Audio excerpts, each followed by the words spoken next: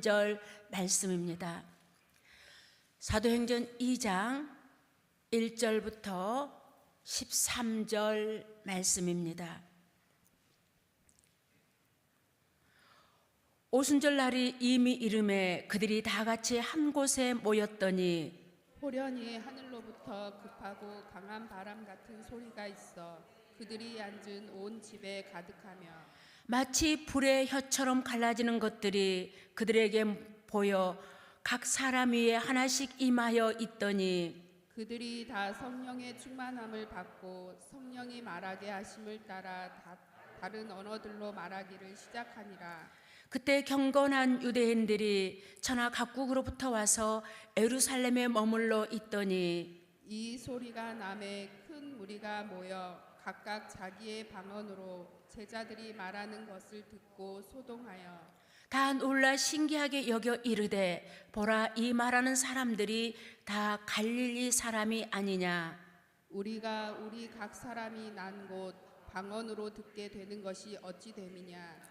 우리는 바데인과 메데인과 엘람인과 또 메소포타미아 유대와 갑바도기아 본도와 아시아 부르기아와 밤빌리아 애국가 및 구레네에 가까운 리비아 여러 지방에 사는 사람들과 로마로부터 온 나그네 곧 유대인과 유대교에 들어온 사람들과 그레데인과 아바레인들이라 우리가 다 우리의 각 언어로 하나님의 큰 일을 말함을 듣는도다 하고 다 놀라며 당황하여 서로 이르되 이 어찌된 일이냐 하며 또 어떤 이들은 조롱하여 이르되 그들이 세술에 취하였다 하더라. 아멘. 할렐루야. 이 추운 새벽에도 단잠을 깨우시고 주님의 보좌 앞으로 나온 우리 모두에게 주님의 크신 은혜가 충만하시기를 축복합니다. 요즘 감기 환자가 많은 것 같습니다. 우리 담임 목사님을 위해서도 기도 부탁드리고 또 특히 나이 드신 어르신들이 감기로 많이 고생하시고 또 병원에 입원도 하시고 그러시더라고요. 그래서 기도 많이 부탁드립니다. 우리는 지난 시간에 제자들을 포함해서 120여 명이 주님의 명령대로 어떻게 예루살렘을 떠나지 않고 그들이 기거하는 어디에서 다락방에 모여서 하나님을 한 마음으로 그리고 하나님을 향해서 오로지 기도했다 그랬어요. 이 오로지는 어때요? 포기하지 않고 꾸준히 열정적으로 근데 집착하면서 집착이 들어가 있어요. 집착하면서 기도에 힘썼던 모습을 우리는 기억합니다. 또한 12제자 중에 한 사람이었던 가룟 유다는 자기 길로 간 결과 성경의 말씀대로 그의 직분을 빼앗겼어요. 그를 대신해서 봉사와 사도 직무를 감당할 사람으로 하나님의 선물이란 이 이름을 가진 뜻을 가진 마띠아가 선택되었습니다. 오늘 우리는 이 시대의 또 다른 마띠아로서 각자에게 주신 직분, 장로, 권사, 집사, 성도 이것을 하나님의 선물임을 믿고 우리 모두는 하나님의 새로운 일을 이루어갈 하나님의 사람들임을 기억해야 합니다. 그러므로 우리 모두는 주님 앞에 서는 그날까지 절대로 하나님께서 주신 그 직분을 빼앗기지 말고 감사함으로 잘 감당하기로 우리는 결단했어요. 지난 시간에 오늘 말씀을 이렇게 시작합니다. 1절에 보니까 오순절 날이 되자 제자들이 다 같이 한 곳에 모두 모였다 그래요. 6월절 이후 77절이 지나고 초막절이 지나고 이제 오순절이 됐습니다. 이 오순절은 이스라엘 3대 절기 중 하나예요.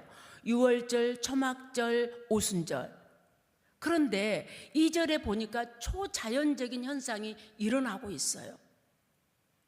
그때 갑자기 호련히 하늘로부터 급하고 강한 바람 같은 소리와 함께 그들이 앉아있는 온 집에 가득했습니다. 3절. 그러더니 마치 불의 혀처럼 생긴 불꽃이 사람들 눈앞에 나타났습니다. 제가 지금 쉬운 성경으로 말씀드리고 있는 거예요. 그 불꽃은 여러 갈래로 갈라지더니 그곳에 모인 각 사람, 즉 한 사람 한 사람 한 사람 머리 위에 머물렀습니다. 여러분, 저는 이것을 보면서 저와 여러분들의 영적인 귀가 열리고 영적인 눈이 열리기를 소망합니다. 왜냐하면 바람 같은 소리가 들렸다 그랬어요. 바람 같은 소리와 함께라고 했어요. 그리고 각 사람 위에 불 같은 것이 내려오더니 각 사람 위에 한 사람 한 사람 머리 위에 머물렀습니다. 4절. 그러더니 그들에게 어떤 현상이 일어나냐, 다 성령의 충만함을 받았다고 고백하고 있습니다. 즉 이 사람은 받고 저 사람은 받지 못하고가 아니라 그곳에 모인 모든 사람들에게 다 충만하게, 여기에 물컵이 있는데 이 물컵이 넘치도록 가득 채워졌다는 이 뜻이에요. 그렇습니다. 마침내 주님께서 약속하셨던 그 선물, 그 성령을 부어주시는데 각 개인에게 한 사람씩 부어주셨습니다. 여러분, 저와 여러분들은 이 말씀을 들을 때 그 말씀 속으로 들어가서 상상을 하면서 들으셔야 돼. 그 연초에 이제 그 꼬마 숙녀가 서울에서 저희 집 이제 방문을 해서 순천에 왔어요. 근데 대화를 하는데 초등학교 3학년인데 요즘 아이들이 정말 이 언어가 뛰어나다는 건 알고 있지만 그 친구는 더 뛰어났어요. 그러면서 뭐라고 말하냐면 이야기를 할 때는 상상을 해야 된대요. 그러면 이해가 빠르대요.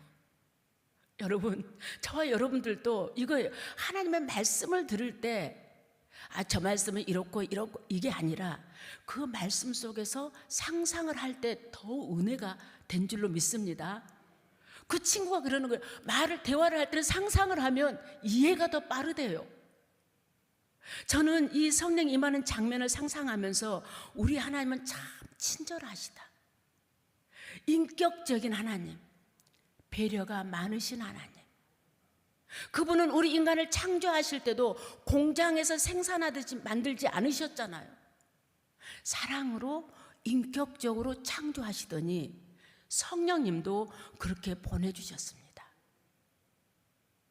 사실 이 성령의 역사는 이미 구약에서 요엘 선지자를 통해서 예언된 사건입니다. 요엘 2장 28절에서 29절의 말씀을 보면 이렇게 말씀하고 있습니다. 내가 내 영을 모든 사람에게 부어주겠다. 너희의 아들과 딸은 애언할 것이요 너희 노인은 꿈을 꿀 것이며 너희의 젊은이는 환상을 볼 것이다. 그때 내가 내 영을 내 종들에게 부어주되 남자와 여자에게 모두 부어주겠다 말씀하셨어요. 그렇습니다. 이 성령이 임하는 것은 이 사람은 되고 저 사람은 안 되고 남자는 되고 여자는 안 되고 이게 아니다는 거예요. 우리 하나님은 저와 여러분들 똑같이 사랑하셔서 남자와 여자에게 모두 부어주시겠다고 약속이 하신 거예요.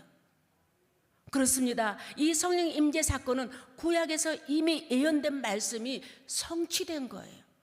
하나님의 말씀은 1.1획도 변함이 없고 한마디도 약속이 이루어지지 않는 것이 없는 줄로 믿습니다.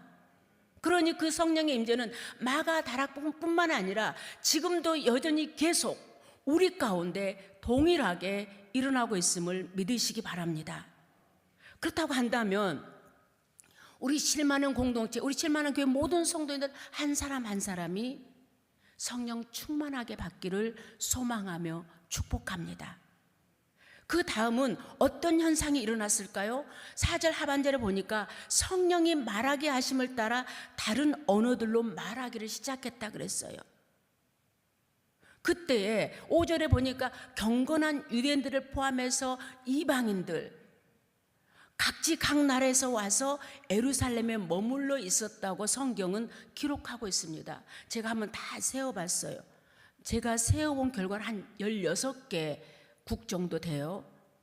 이 사람들이 이 예루살렘에 머물러 있는 동안에 성령의 충만함을 받고 이 방언의 소리를 듣더니, 이 말소를 듣더니 들어보니까 자기 나라, 자기 모국어예요.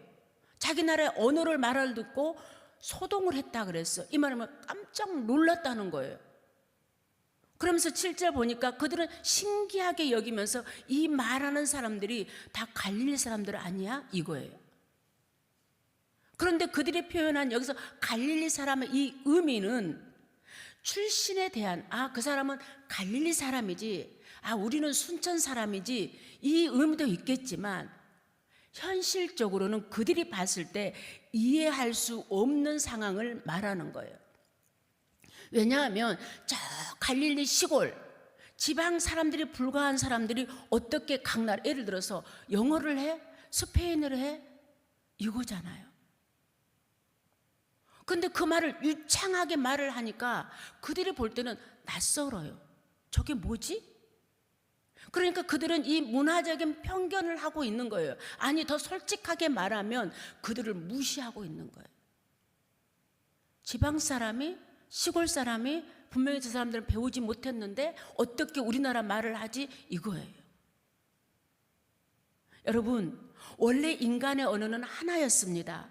그러나 창세기 11장 이 발베탁 사건은 하나님을 향한 인간의 이 교만함으로 인류의 언어가 갈라졌어요. 그런데 성령이 오시니까 놀랍게도 언어가 이 소통이 되고 분열이 끝난 겁니다. 예수 그리스도 안에서 이 평안에 매는 줄로 하나 되게 하셨습니다. 그러므로 우리는 이 성령이 하나 되게 하신 것을 힘써 지켜야 될 책임이 있는 거예요. 그래서 에베소 4장 3절 4절에서 이렇게 말씀하십니다. 쉬운 성경으로 말씀드리겠습니다. 여러분은 성령 안에서 평안에 매는 끈으로 한 몸이 되었습니다. 그러므로 하나가 되도록 힘쓰고 여러분 가운데 늘 평화가 깃들도록 노력하십시오. 여러분은 한 몸입니다.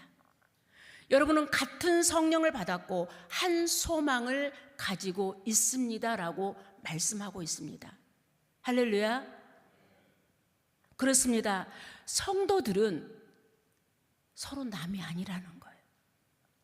예수 그리스도 안에서 우리는 가족입니다. 이렇게 한 몸이 되었으니까 아끼는 마음도 각별해야 돼요. 신분, 나이, 성별, 국적, 재산, 지식, 다른 어떤 조건도 성도의 하나됨을 끊을 수 없습니다. 여러분 상상해 보세요. 오늘 상상이란 말을 참 많이 하네요. 상상해 보세요. 세상에는 수많은 사람들이 있습니다. 수많은 교회들도 있습니다.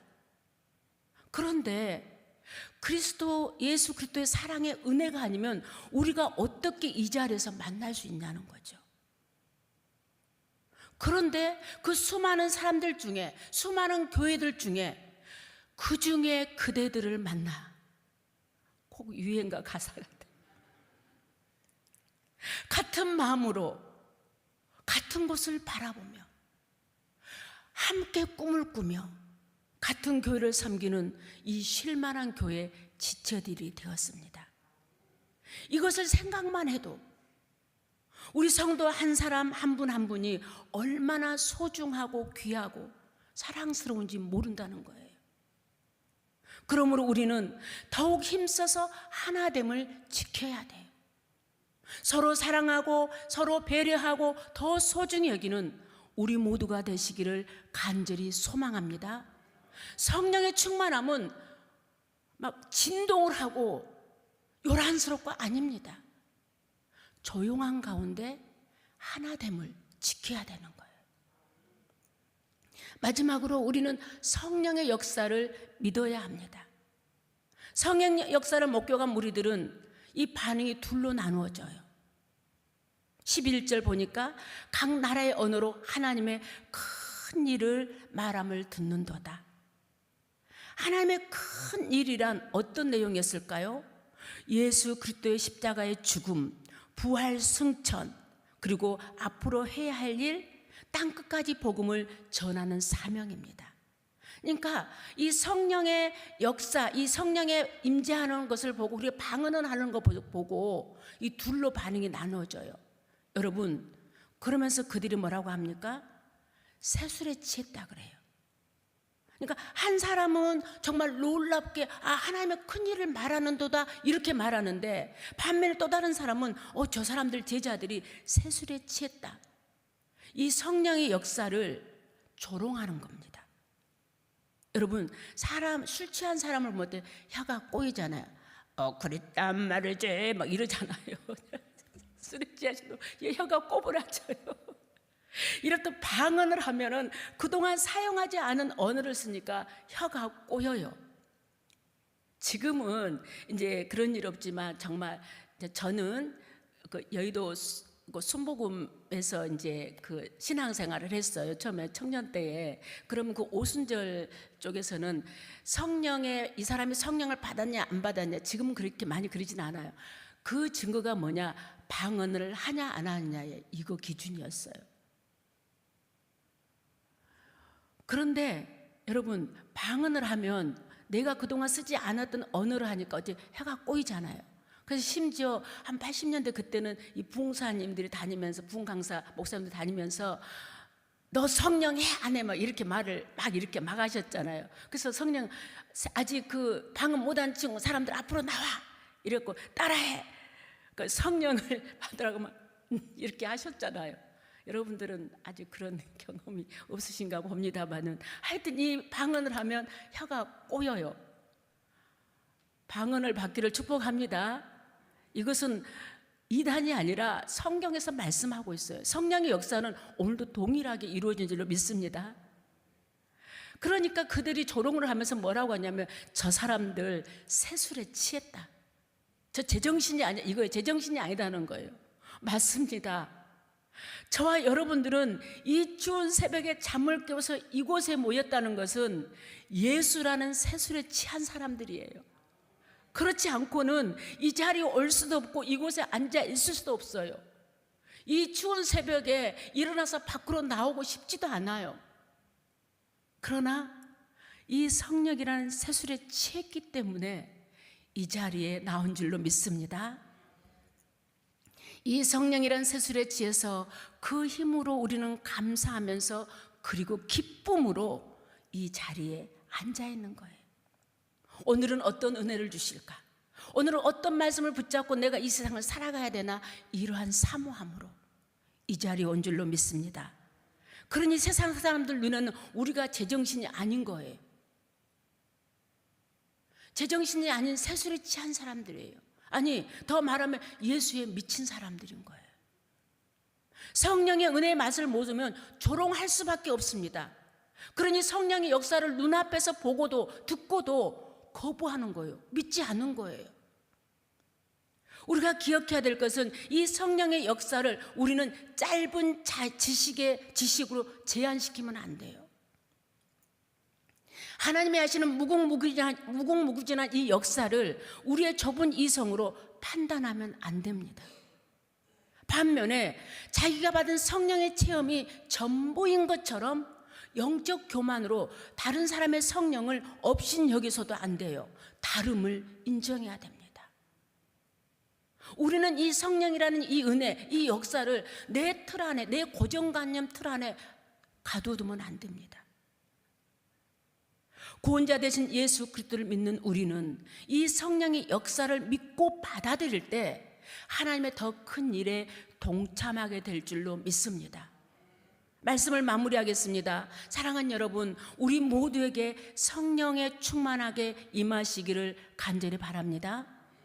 예수 그리스도라는 이 세술에 취해서 방언도 받기를 축복합니다. 나는 할 수 없지만 이 성령의 힘으로 우리 각자에게 맡겨진 사명을 감사함으로 감당하는 삶이 되기를 소망합니다. 또한 성령의 세술에 취하셔서 여러분이 가는 곳마다 예수 그리스도가 전파되며 분열되었던 것들이 하나 되고 소통되는 은혜가 있기를 간절히 바랍니다.